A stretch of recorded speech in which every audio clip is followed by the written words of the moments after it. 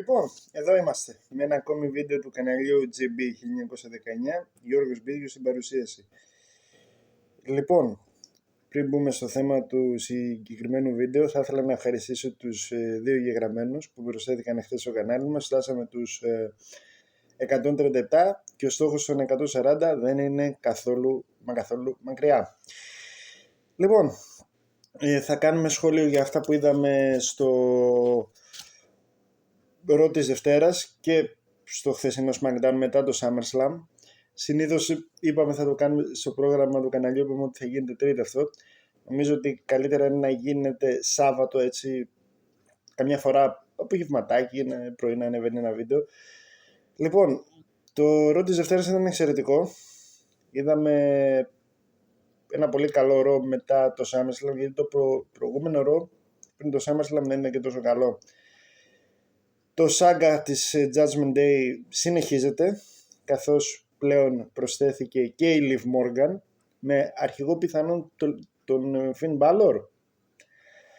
Θα δούμε. Όμως η στιγμή που έγινε κάποιος αστέρας ήταν αυτή του Bronson Reed, όπου σε ένα segment με CM Punk, Drew McIntyre, με τον CM Punk να κυνηγά τον Drew McIntyre, να τον πιάζει για να παίξουν ξύλο.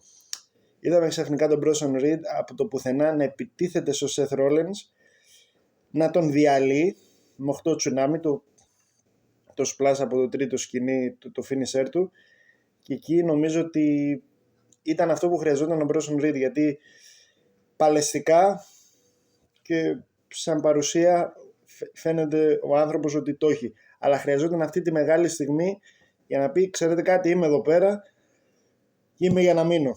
Η στιγμή με το Seth Rollins ήταν φανταστική.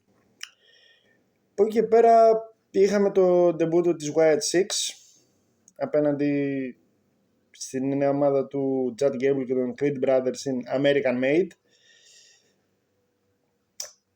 Καλό ντεμπούτο. Να θυμίσουμε ότι στη Βαλτιμόρη είχε κάνει ντεμπούτο η Original Wyatt Family. Μου άρεσε, το ντεμπούτο μου άρεσε, αν και είναι κρίμα να θυσιάζει τον Chad Gable και τους Creed Brothers.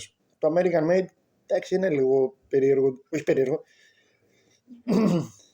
Το όνομα δεν ξέρω, δεν μου άρεσε η αλήθεια είναι, αλλά η συγκεκριμένη ομάδα του Chad Gable και των Creed Brothers είναι εξαιρετική, και να τους θυσιάζει για τους Wyatt Six, οκ. Τέλος πάντων, καλό ντεμπούτο για τη Wyatt Six. Αρχίζουν και με πείθουν, γιατί ούτε αυτοί με πείθουν σιγά σιγά. Όσον αφορά για το νέο σάγα της Judgment Day, μακάρι να εξελιχθεί ακόμη καλύτερα, γιατί πολλοί πιστέψαν ότι η Judgment Day μετά το SummerSlam τελείωσε. Εφόσον συνεχίζεται είναι καλό, και μάλλον πάμε για αγώνα Damien Priest, Finn Balor στο Bash at the Berlin, και Rhea Ripley και Liv Morgan την revanche. Ξεχάσαμε να πούμε ότι το show άνοιξε ο παγκόσμιος πρωταθλητής ο Gunther. Είπε ότι το παγκόσμιος τίτλος απέκτησε πρεστίζ και τα λοιπά, και αυτός που τον διακόπτει είναι ο Randy Orton, ο οποίος θύμισε σε όλους μας ότι για να φτάσει εδώ που έφτασε ο Gunther δεν είχε νικήσει τον Randy Orton, καθώς στους τελικούς του King of the Ring η ώμη του δεν ήταν κάτω στο mat, αλλά ήταν σηκωμένη, οπότε δεν ήξερε πραγματικά ο Gunther τον Randy Orton, και έτσι θα έχουμε revanche Gunther Randy Orton για τον παγκόσμιο τίτλο. Η καλύτερη, σαν πρώτο defense του Gunther εναντίον του Randy Orton, νομίζω είναι ότι καλύτερο. Θα δούμε ματσάρα από αυτούς τους δύο τεχνίτες του ring, και νομίζω στην εταιρεία είναι οι δύο καλύτεροι παλαιστές. Λοιπόν, πάμε στην Παρασκευή, όπου είχαμε την επιστροφή του Original Tribal Chief, του Roman Reigns. Είχαμε ένα αναπάντεχο match, καθώς ο Cody Rhodes, ο WWE Champion, ο οποίος σιγά σιγά με την επιστροφή Roman δεν θα είναι το top babyface, και βλέπω να αρχίζει να τρώει γιούχα. Οπότε ευκαιρία να το κάνει τον νέο Homelander. Έτσι κι αλλιώς το μαλλί και συμπεριφορά μου ψιλοταιριάζει, η αλήθεια είναι.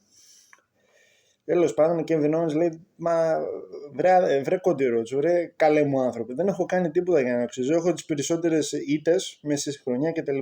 Ωραία. Λέω Cody Rhodes, θα πάμε να το συζητήσουμε με τον General Manager, τον Nick Aldis. Το συζητήσανε, βρεθήκαν εκεί πέρα και λέει: Ο Nick Aldis, ωραία, αφού δεν το θες. Συζητάω και με τον Roman Reigns. Παιδιά, μόλις άκουσα ο Kevin Owens, έχοντας όλα αυτά τα προβλήματα με την bloodline, την original bloodline και με αυτήν. Λέει κάτσε. Λέει γιατί το αξίζει. Γιατί το αξίζει. Εδώ πέρα εγώ το δικό μου το rematch clause για το universal τίτλο δεν το έχω πάρει ακόμη. Και το αξίζει αυτός.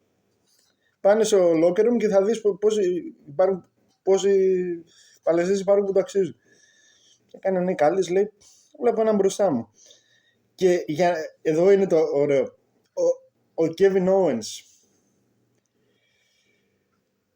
πήρε το μάτσο του τίτλου για να μην το πάρει ο Roman Reigns. Kevin Owens, αγόρι μου, δυστυχώς αξίζεις περισσότερα, δεν τα πήρες. Οπότε στο Bastard of Berlin θα έχουμε Kevin Owens και Cody Rhodes. Έως Homelander, γιατί το βλέπω το transformation στο Homelander του Cody να γίνεται, καθώς επέστρεψε ο Roman Reigns, ο οποίος Roman Reigns χωρίς να πει πολλά λόγια, αποθέωση, χαρές, πανηγύρια για την επιστροφή του, επέστρεψε, διέλυσε τον Tama Tonga και τον Tanga Loa χωρίς να πει κουβέντα και στο Bastard of Berlin μάλλον θα έχουμε τον αγώνα του Roman Reigns με τον Solo Sikoa. Αυτά από τα καλύτερα που είδαμε στο Raw και στο SmackDown. Τώρα τα λέμε με τα νέα του Raw και του SmackDown την άλλη, όχι την άλλη Τρίτη, το άλλο Σάββατο. Μέχρι τότε μείνετε συντονισμένοι, τα καλύτερα έρχονται. Γεια σας.